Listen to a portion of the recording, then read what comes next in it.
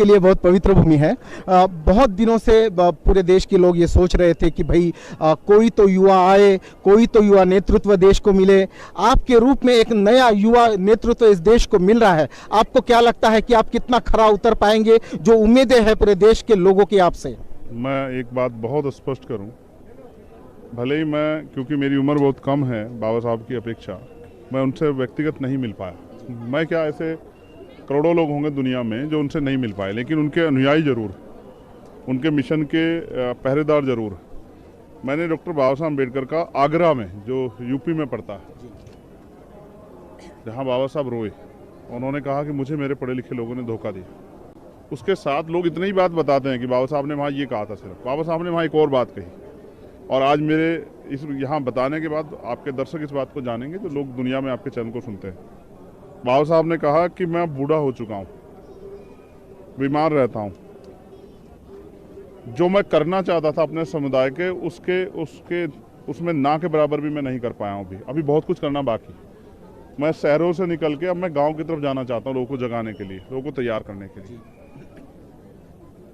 इस उम्र में मैं अपने चारों तरफ ये देखता हूँ कि इस तंबू का बंबू बनने वाला कोई तो युवा मिले, कोई तो युवा खड़ा हो जो इस तंबू का बंबू बन के इस आंदोलन को आगे चलाए। जब मैं अपने चारों तरफ देखता हूँ तो मुझे निराशा हाथ लगती है कि ऐसा कोई भी युवा नजर नहीं आता। जब बाबा साहब ने बात की तब तो मैं पैदा नहीं हुआ था, लेकिन जब मेरे पिता ने मुझे बात बताई तब मुझे होश था, और मैं उसी तंबू का बंबू बनने का प्रयास कर रहा हूँ। और उसमें जितना समय मेरे पास है, पिछले 10 साल से लगातार, और आपने अभी कहा कि उस पर आप कितने खरे उतरेंगे, तो मैं आपको पूरी जिम्मेदारी से कहता हूँ, सामाजिक परिवर्तन, आर्थिक मुक्ति और राजनीतिक शक्ति हासिल करने का जो आंदोलन, उस पर कड़ी दर कड़ी सीख के हम लोग आगे बढ़ते रहेंगे। और जो आज मैं यहाँ महसूस करता हूँ, और मेरी ये शिकायत नहीं है, लेकिन मेरी ये पीड़ा है कि महाराष्ट्र में और देश में हम 4 दिनों पे बहुत बड़े पैमाने पे इकट्ठा होते हैं। एक तब जब बाबा साहब ने धम्म की दीक्षा ली, एक 6 दिसंबर को जब हम उनका परिनिर्वाण दिवस मनाते हैं, एक 14 अप्रैल को जब हम बाबा साहब डॉक्टर भीमराव अम्बेडकर जी की जयंती मनाते हैं, और एक महाराष्ट्र में तब लाखों की संख्या में जब हम 1 जनवरी को बाबा साहब के दिखाए रास्ते पर चल के भीमा कोरेगांव जाते हैं।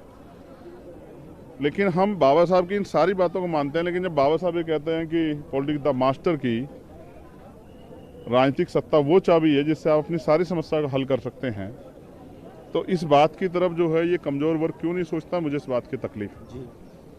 हम वो कहते थे, साहब ने भी ये बात हमें कहीं आंदोलन में, कैडर में, कि दूसरों के महलों से अच्छी होती अपनी झोपड़ी, उसमें आदमी मालिक होता। क्यों अभी भी हमारे लोगों के अंदर मालिक वाली सोच पैदा नहीं हुई? राजतंत्र में हम अधिकार विहीन थे, राजतंत्र में हम पे बहुत सारे प्रतिबंध थे, राजतंत्र में हम पे अवसर नहीं थे, इसलिए हम लोग पीछे थे। लेकिन अगर लोकतंत्र में, प्रजातंत्र में अवसर होने के बावजूद भी, वोट की शक्ति होने के बावजूद भी हम कमजोर हैं और तमाम तरह के अधिकारों से वंचित हैं और तमाम तरह की पीड़ाओं को भोग रहे हैं, तो इसके जिम्मेदार कहीं ना कहीं हम दूसरों से उम्मीद करना बंद करें कि वो हमारी जिंदगी बने। जिन्होंने हजारों साल हमें इस गुलामी में देख के, जिनके आंख से एक आंसू नहीं टपका, जिन्होंने आज भी एनसीआरबी का डाटा कहता है कि 50,000 महिलाओं की हर प्रदेश में जो है रेप हत्या होती है, जिनके मुंह से एक शब्द नहीं निकलता, वो हमारा भला कर देंगे। ये बात हमें बहुत दिन पहले समझ आ जानी चाहिए थी, लेकिन हमें नहीं आई। बिल्कुल, मैं आपको रोकूंगा। एक बड़ा आरोप आप पर लगता है कि एक लोग कहते हैं कि पॉलिटिकल यूपी में विशेषकर किसी एक पार्टी का पावर कम करने के लिए चंद्रशेखर आजाद को खड़ा किया गया है। इस आरोप को क्या मिथ्या समझते हैं आप? नहीं, इसके पीछे कोई फैक्ट तो होगा। पहली बात, इसका जवाब आप नहीं दे पाएंगे जब मैं आपसे पूछूंगा कि जब आरपीआई डॉक्टर बाबा साहब अम्बेडकर का मसौदा तैयार हुआ था, आरपीआई बाबा साहब का विजन था, तो बीएसपी क्यों बनाई? बिल्कुल। क्या मान्यवर काशीराम साहब इसका जवाब दे सकते हैं? जो लोग मुझसे ये सवाल पूछ रहे हैं, क्या उन पे इसका जवाब है कि आरपीआई के रहते उन्होंने बीएसपी क्यों बनाई? जब आरपीआई के लोगों ने मान्यवर काशीराम साहब को उनकी क्षमता के हिसाब से अवसर नहीं दिया, तब उन्होंने बीएसपी बनाई। और जब बीएसपी के लोगों ने चंद्रशेखर आजाद को उसकी क्षमता के हिसाब से काम करने का मौका नहीं दिया, तमाम तरह से जेलें काटने और मुसीबतें झेलने के बावजूद, तब चंद्रशेखर उनके साथियों ने एएसपी बनाने का निर्णय लिया। उसे भी छोड़ो, आरोप किसके ऊपर नहीं लगे? बाबा साहब के ऊपर आरोप नहीं लगे। बाबा साहब को तो इस देश के लोग अंग्रेजों का एजेंट कहते थे, और मान्यवर काशीराम साहब को सीआई का एजेंट कहते थे। किसको नहीं अपमानित किया गया?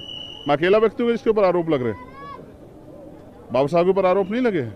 कोई एक आदमी बताओ इस मिशन का जिसके ऊपर आरोप नहीं लगे और जिसने अपमान ना साहु, ज्योतिबा फूले हो, साहू जी महाराज हो, माँ सावित्रीबाई फूले हो, नारायणा गुरु हो, चाहे डॉक्टर बाबा साहब अम्बेडकर हो, चाहे मान्यवर काशीराम साहब हो, मान्यवर दीना बना वाल्मीकि साहब हो, मावना रामसु वर्मा हो, संतराम बी ए कुछ प्रजापति जी हो, बाबू जगदेव प्रसाद कुशवाहा, जननायक कपूरी ठाकुर, कोई ऐसा एक बताओ जिसने अपने लोगों से जो है आलोचना ना सही हो, आरोप ना सही हो। और समाज, फिर आप मेरी, जब हम धम्म चक्र परिवर्तन की बात करते हैं तो हम परिवर्तन से घबराते क्यों? बिल्कुल, आज नहीं तो कल हमें गुलामी की बेड़ियां काटनी है, नहीं काटनी। आप नहीं चाहते कि बौद्ध में भारत बने? बिल्कुल चाहते हैं। जो बाबा साहब का सपना था कि इस देश की सर्वोच्च कुर्सी पे अम्बेडकरवादी विचारधारा को, बुद्ध की विचारधारा को मानने वाला व्यक्ति बैठे, तो उसका सपना कहाँ पहुंचा है? आप मुझे जवाब देके बताओ। मैंने कमजोर किया है, उनके नेताओं ने कमजोर किया? क्या हैसियत है, राजनीतिक हैसियत उनकी, आज आप बताओ। उत्तर प्रदेश में कितने एमएलए हैं उनके पास? बिल्कुल ना के बराबर। तो ये क्यों हुआ? अगर आवाज इंडिया डाउन जाता है तो आवाज इंडिया में काम करने वालों की जिम्मेदारी है। अगर एएसपी डाउन जाती है तो चंद्रशेखर आजाद की जिम्मेदारी है, उसमें काम करने वाले लोग की जिम्मेदारी। भीम आर्मी अगर फेल होती है तो भीम आर्मी के लीडरों की जिम्मेदारी, और बीएसपी फेल होती है उनके लीडरों की जिम्मेदारी है। बिल्कुल बिल्कुल। आप ताला लगा के घुसने दोगे और कहोगे कि हमारा घर इन्होंने कमजोर कर, कोई किसी को कमजोर नहीं करता। आपने पहले आपने विचारधारा छोड़ी। ऐसा क्या हुआ कि 2006 में काशीराम साहब के जाते ही आपने 2 महीने में विचारधारा छोड़ के बहुजन से सर्जन कर दिया और हाथी नहीं गणेश कर दिया? समाज अपने नेता भरोसा करता, लेकिन समाज गूंगा बहरा नहीं है। बिल्कुल, समाज बिल्कुल गूंगा बहरा नहीं है।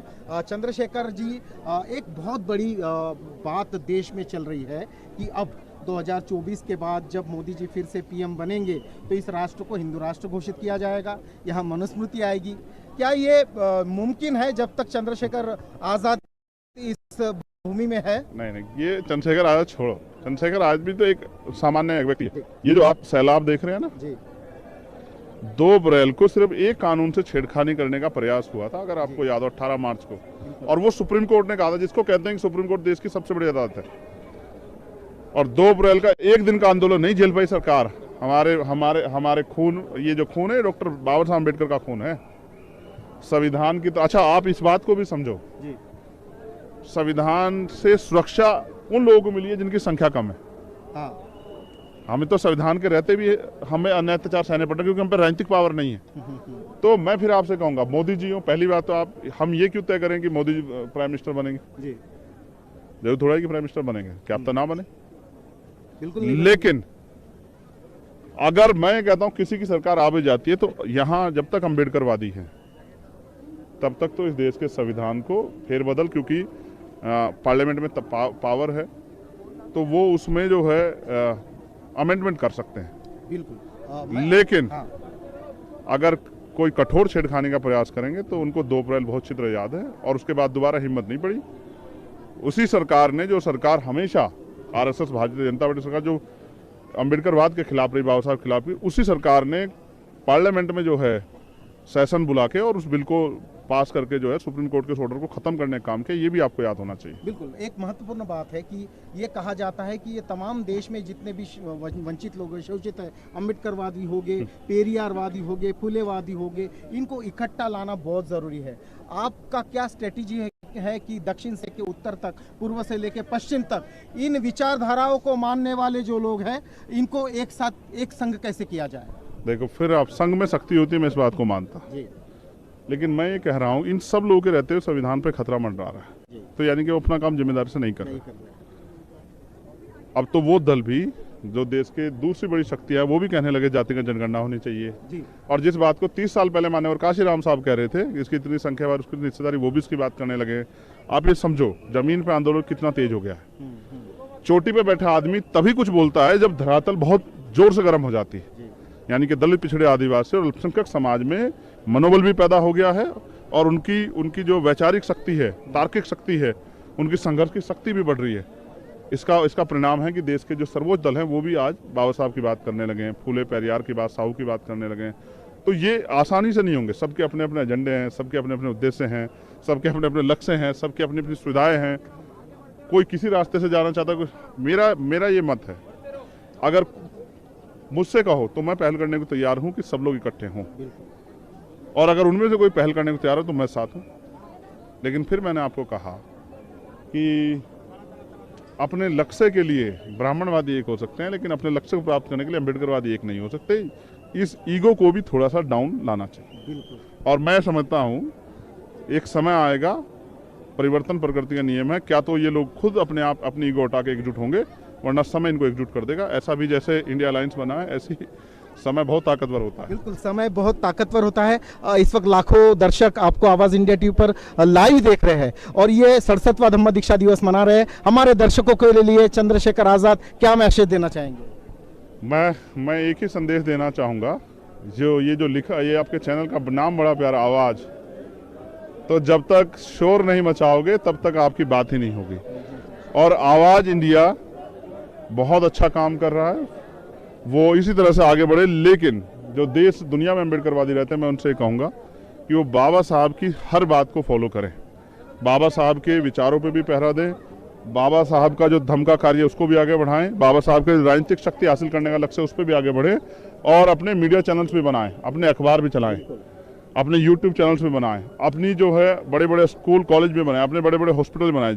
जो सक्षम लोग हैं वो समाज को आगे बढ़ाने की तरफ ध्यान दें, और सब लोग संगठित होकर रहें। एक दूसरे की टांग खींचने के बजाय एक दूसरे के ऐसे हाथ मिला के एक दूसरे से आगे बढ़े, तो मुझे लगता है कि ये जो जिस परिवर्तन को हम देखना चाहते हैं वो हो जाएगा। बिल्कुल, एक दूसरे से हाथ मिलाना है, ये संकल्प चंद्रशेखर रावण हमारे दर्शकों को दे रहे हैं 67वें धम्म दीक्षा दिवस पर, कि हमें अकेले रह के कोई फायदा नहीं, उल्टा नुकसान है। तो हमें एक दूसरे से हाथ मिलाना है, और हाथ मिलाकर जो प्रबुद्ध भारत की व्याख्या बाबा साहब ने की थी, जो सपना देखा था, उस प्रबुद्ध भारत को पूरा करना है। आप देख रहे हैं